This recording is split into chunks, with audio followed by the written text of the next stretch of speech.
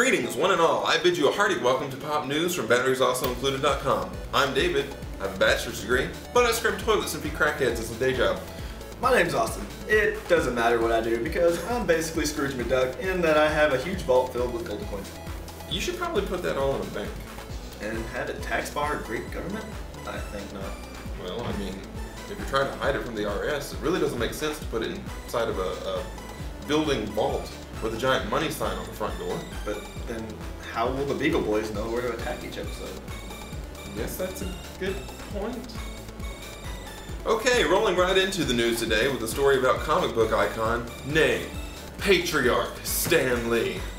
After announcements a couple of weeks back that he'll be canceling appearances at a few upcoming nerd gatherings, Stan Lee has actually revealed why. Mr. Lee has undergone surgery to get a pacemaker attached to his heroic heart. That's right, true believers. In an explanation to the public, he compares it to Tony Stark's heart surgery. Oh, Stan Lee. If you're watching this, please narrate my day-to-day activities, specifically when I'm with my family. They'll make it that much more exciting, and maybe they'll start to respect me because of it. At the very least, you can get hot chicks to look at you. I mean, they'll probably be, freak the F out because of the disembodied voice.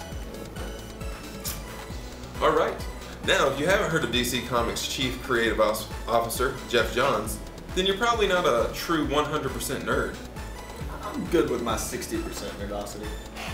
Well, comic book fans have heard of the name. Johns has rocketed to the top tier of comic book creators over the years with his great stories that encompass the entire DC universe. His television credits involve recently co-writing the Robot Chicken DC Comics special on Adult Swim, along with writing a few episodes of the CW Smallville. Those are the best ones. Impressive. So, what are you building towards? Oh, not much. Just that Mr. Johns is writing the 7th episode of the CW's new series Arrow, based on the DC Comics character Green Arrow, with the episode also featuring the character Huntress. That's it?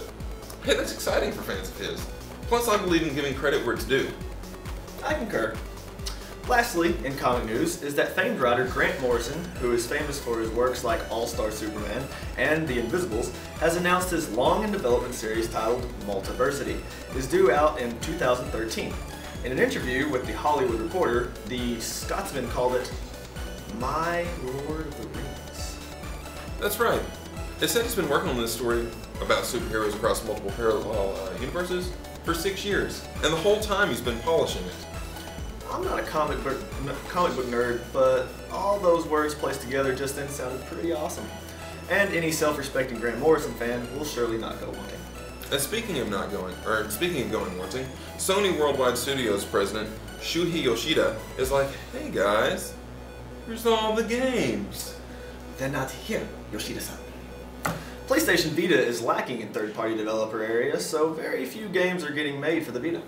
Sony's chalking it up to the wide mobile gaming competition between smartphones, tablets, and the oh so amazing look, I have a Zelda Nintendo 3DS and you don't.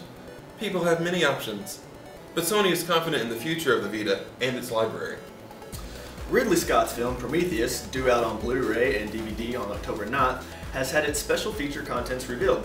David, would you like to take this one? Yes, I sure would. I am an avid fan of this film, and frankly, I couldn't speak any more highly of it. It was beautifully written, and brought its network of questions proposed to a sound and satisfactory closing. Are you about to have a brain aneurysm? You know what? Yes, I think I might actually be close to a brain aneurysm. Because of all the movies in the Ridley Scott universe, this was by far my least favorite. It was just horrible. I mean, with all the hype that it was receiving, you'd think it would actually be worth something. But by the time it got to the end, I was left with more questions and loopholes than I actually wanted to begin with. And because David Eccles is writing this, he really doesn't appreciate me comparing it to Lost. The Blu-ray release will have a bunch of featurettes, 2 commentary tracks, one by director Ridley Scott and the other by writers Damon Lindelof and John Space, and deleted scenes. Among the deleted scenes are an alternate opening and an alternate ending, both of which have been promised to answer questions the theatrical release left unanswered. Yeah, no kidding? Hey, come on. You mad, bro? Well, that does it for Pop News today. If you haven't yet, and if you have yet to do so, follow our sexy buns on Twitter, @2batteries also.